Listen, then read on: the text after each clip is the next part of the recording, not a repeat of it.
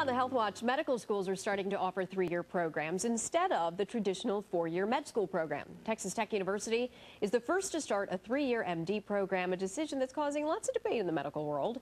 And today, joining me is Dr. Ken Veit, the Dean of the Philadelphia College of Osteopathic Medicine. Thank you so much for being here. Lots of people talking about this. Why are we even thinking about this idea right now? Well, I think this idea is accentuated now by healthcare reform. Healthcare reform is going to put a lot more people into an insurance product. And we believe access is going to be an issue. And there is going to be a shortage of doctors. So you're saying that if we shorten it from 4 years to 3 years, then we can get more doctors out there to deal with this abundance of patients that you now see based on healthcare reform. So those then that are in the middle of their programs, how different, I guess, is what they learn? Is the education? What is that fourth year a throwaway year anyway? Well, I think it's important to realize that there used to be a number of three-year schools in the 70s. And what happened to them? Most of them moved back to 4 years. And I think with most things in medical education, there's our pros and cons. Okay. And I think you have to realize that a three-year education is a compression of the curriculum into 3 years. And the student, therefore, loses vacation, loses elective time, and basically compresses a very intense educational process into a much shorter period of time. Well, and I guess that's what I was reading, is that they think, well, the fourth year, you're spending most times in electives and kind of specializing.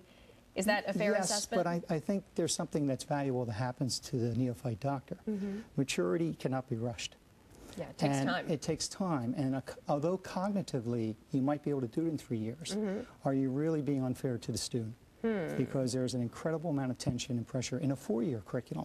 You compress that to a 3-year curriculum, you potentially might induce more anxiety. Well, and I think for the patients too. I mean, my question is, will I be able to know, did this doctor go to 3-year, or do I have a doctor that went to the 4-year, and will I get the same quality health care? I think you will. I mean, because the advantages are, indeed, you could have a doctor graduate early with a lesser debt, and perhaps with a lesser debt, they'd be more inclined to go into primary care disciplines, which is what we need in the future.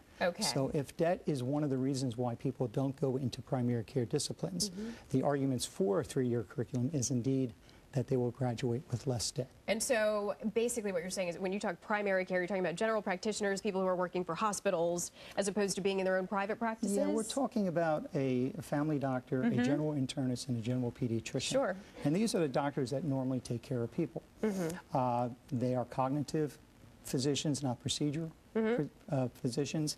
And these are the type of doctors that we think we need in the future. So there are pros and cons. Absolutely. What about at Philadelphia College of Osteopathic Medicine? PCOM is always going to be interested in what we can do to best serve society. We'll keep an eye on this. But right now, there's no immediately push because we do graduate 65% of our graduates going into primary care now with a 4-year curriculum. And we do believe that a 4-year for maturity and for just health reasons, it might produce a better doctor. But at 3 years, I'm going to be okay. I think you will be okay. All right, I see both sides. There is two sides of this issue. Of course, thank you so much, Dr. Veit, for being here, giving us your insights. Of course, this will continue. I know this debate. Aditi?